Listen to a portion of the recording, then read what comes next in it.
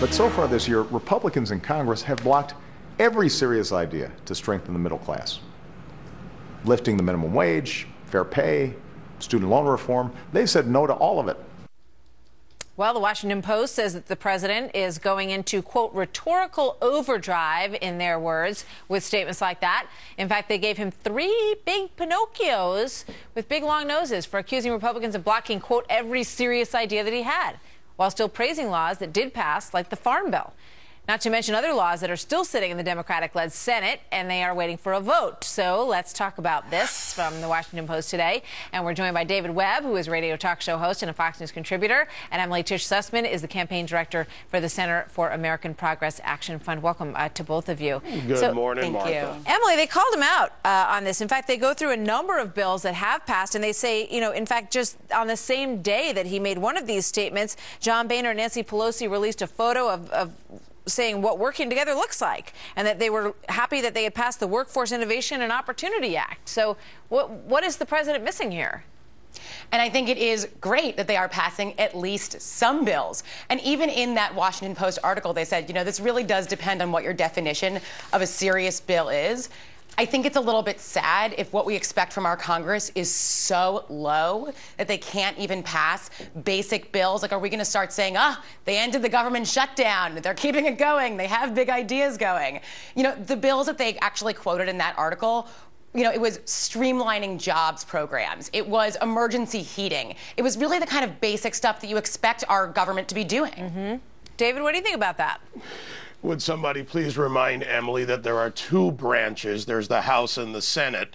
The Senate, led by Harry Reid, Democrat-controlled, and the president is the leader of the party. So Americans can draw their own conclusions from that. But let's deal with the story that's at hand. When Glenn Kessler writes and gives the president 3 Pinocchios, Martha, it's not a slip of the lip. It's an outright lie by the president, because he paints an absolute when there isn't an absolute. There are almost 50 bills also in that article that have been passed by the Republicans. And if Congress, which includes the House and the Senate, did their jobs, then they would bring these bills up for debate in the Senate. It's why we elected them. But apparently that's not the move. Look, we're going to get this from the president from now till 2016, when he can't lead or govern, which he chooses to do neither effectively. Then he plays the blame game and paints his opponent as someone to run away from. So Emily can pick and choose Congress, but there are 2 houses there. This is the reality, America. And for the college graduates who want to be the middle class, or for the people trying to work their way up to it, this president sees you as simply being pushed into the dependent class. That's his progressive belief, and they will push that agenda no matter what. So we looked back. I think there were 11 or 12 at least jobs bills that were passed in the Republican House that never even made it to the floor of the Senate for consideration. So does David have a point here, Emily? Look, of those bills that he mentioned that the House has passed, over 50 are either repeal or partly repealing Obamacare. No, which I'm is asking just you about the not jobs bills that I just spoke about. The jobs bills. Why did the Senate never even bother to take them up for a vote? Sure, and the Senate and the Republicans in the Senate came out with their own working families agenda last week, but these are not really serious things that would really help working families. You know, the biggest piece of the working families agenda of the Republicans in the Senate was saying to give a tax credit to those who put a crib in their office. Like, sure, debate them on the floor. I'll give you that. Debate those on the floor. If you think those are really going to be what's going to help the middle class move forward. So Emily's saying that the ideas that your side came up with, David, are just silly stuff.